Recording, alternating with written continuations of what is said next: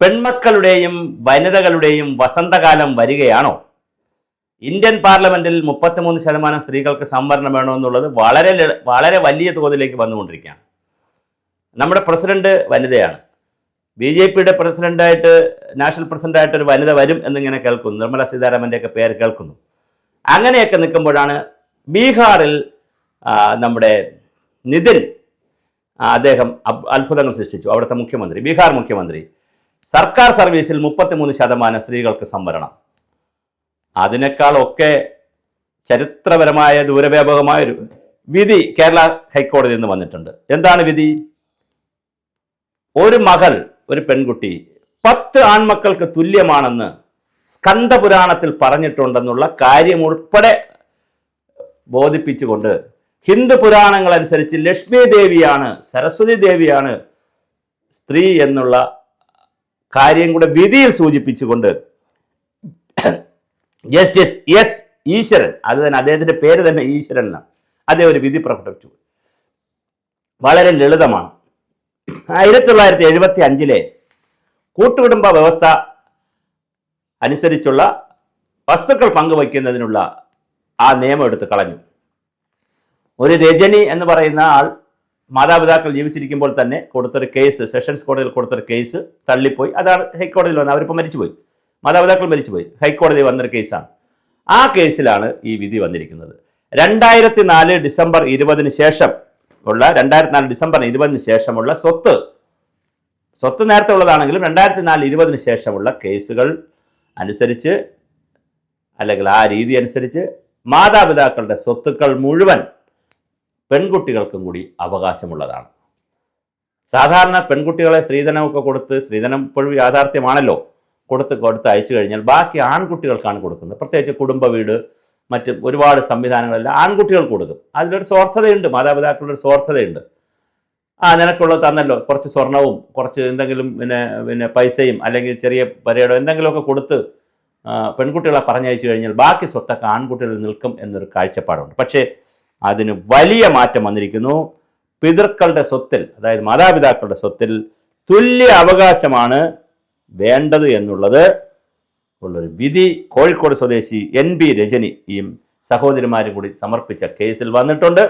വളരെ മനോഹരമായൊരു വിധിയാണ്. കാരണം നമ്മുടെ രാജ്യത്ത് ഒരു ആൺകുട്ടിയോ പെൺകുട്ടിയോ ആകുന്നത് ആ കുട്ടിയുടെ കുഴപ്പം കൊണ്ടല്ല, മാതാപിതാക്കളുടെ കുഴപ്പം കൊണ്ടുമല്ല, സമൂഹത്തിന്റെ കുഴപ്പമല്ല. പിന്നെ ജനിച്ച് പുറത്തു വന്നതിന് ശേഷം ഇത് ആൺകുട്ടിയാണോ പെൺകുട്ടിയാണോ നോക്കി അതിലൊരു വിവേചനം നടത്തുന്നതും അതിനനുസരിച്ച് സമസ്ത മേഖലകളിലും വിവേചനം കൊണ്ടുവരുന്നത് ശരിയല്ല. തുല്യ ജോലിക്ക് തുല്യ വേതനമില്ല. പിന്നെ അതുപോലെ തന്നെ സർക്കാർ ഓഫീസുകളിലായാലും എവിടെയായാലും മറ്റ് സൗകര്യങ്ങളില്ല. സ്ത്രീകൾക്ക് അവർക്ക് പ്രത്യേകമായ അവരുടെ ശുചിമുറിയും അത്തരം കാര്യങ്ങളൊക്കെ വളരെ കുറച്ചുകൂടി പിന്നെ സൗകര്യങ്ങൾ ആവശ്യമുള്ളതാണ്. വെള്ളവും മറ്റ് സൗകര്യം അതൊന്നുമില്ല.